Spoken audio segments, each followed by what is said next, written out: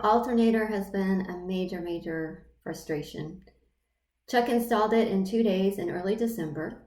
The radiator fan was difficult to remove, but Chuck used an air chisel, and with that he was able to bust it loose. Our alternator kit included tools to get the crank pulley bolt off and a tool in order to get the belt back on.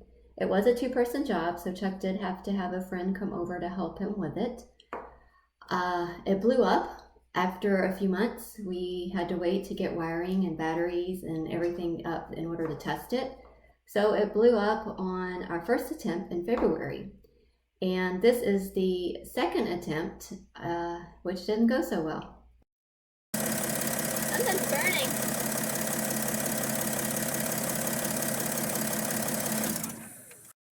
After a lot of research on second alternators, Chuck felt that the Nations alternator was the best choice for us. This is what we purchased. It was the 3-belt dual alternator bracket kit with the 12-volt 280-amp alternator for a lithium battery. It came pre-programmed, and we thought it was a good choice for the price.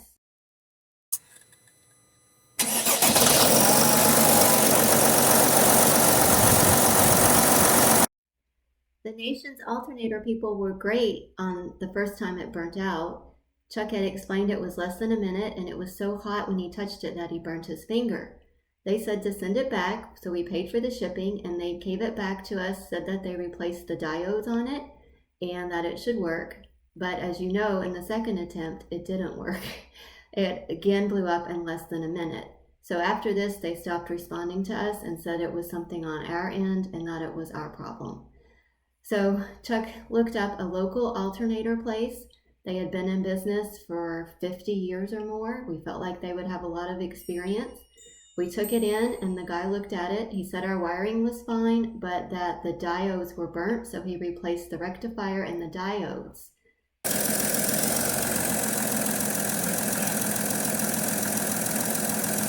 The light stop. The light stop. Light stop? Yes, stop.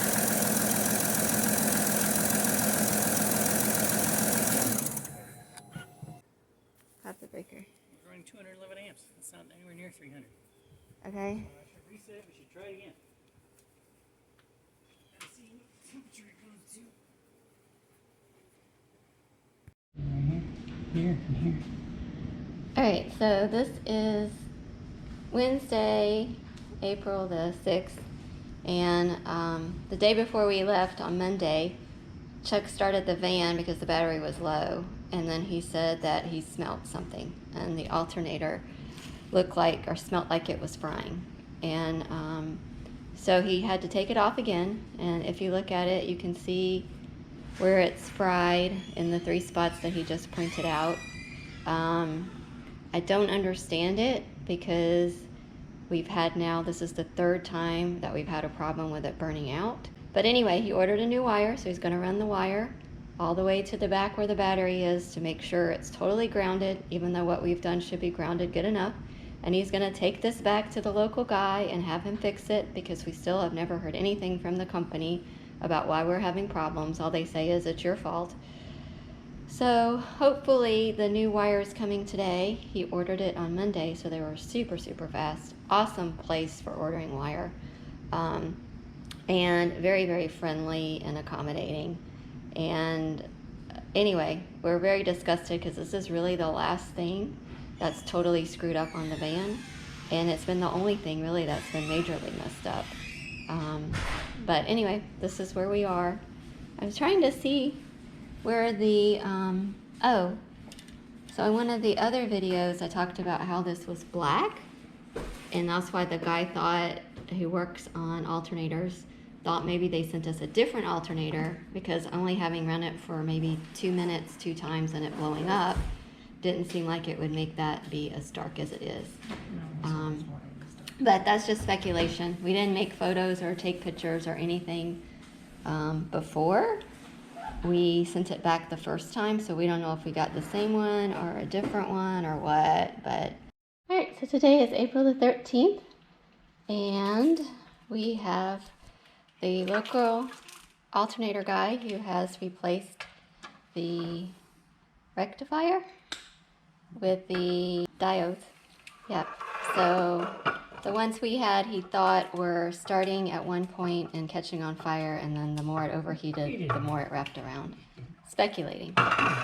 Chuck just got a wire for the temperature to go with the new regulator, so he's putting that in. And unfortunately, the people didn't understand that who we bought it from, so he ended up having to buy the temperature wire. But at this point, we just want it to work. So hopefully he's going to install it all and it's going to work.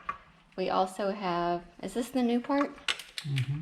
A new part that's supposed to also help one time to save it if something goes bad. That's something that the Balmar regulator guy had recommended that we also get. So wish us luck.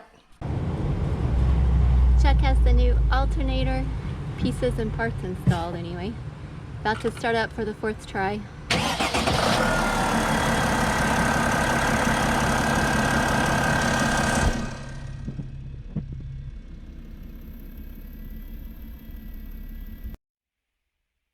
After the 3rd failed attempt, Chuck called directly to Balmar, who makes the regulator in the Nation's alternator kit we bought, to ask why the temperature was not reading. Since Nations had never answered our question on this, and we'd been asking constantly since the 2nd failure. The Balmar rep was super nice. He told Chuck to call Nations and tell them the rep said to give us another temperature harness, that there was a problem with ours.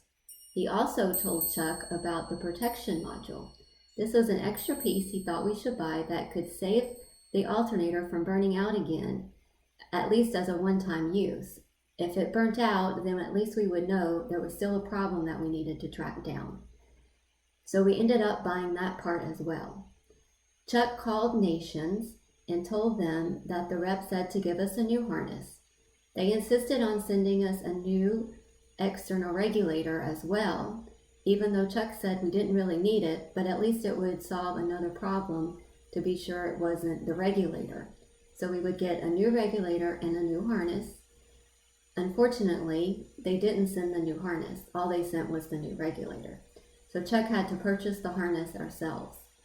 However, they did give us the money back for the regulator when we returned the old part. And we felt like the temperature sensor maybe was part of our problem. So it was good to be able to have lots of new pieces and parts, as well as the new ground wire that ran all the way from the front to the back. At least for this 4th attempt, we were going to feel like we had tried everything that was possible.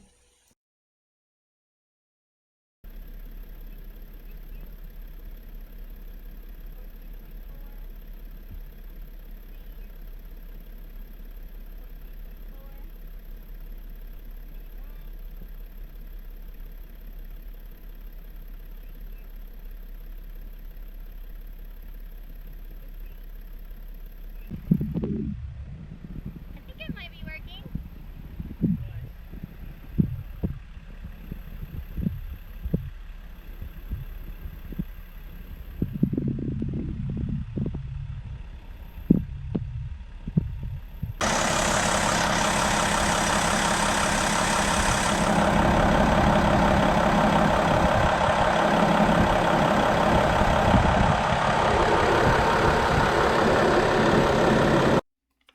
The light is still green and the temperature sensor is working.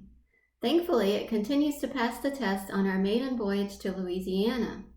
So what exactly was the problem? We really don't know. We changed a lot of things on this final try, but we speculate it could have been the temperature sensor, the regulator, or running the longer ground wire.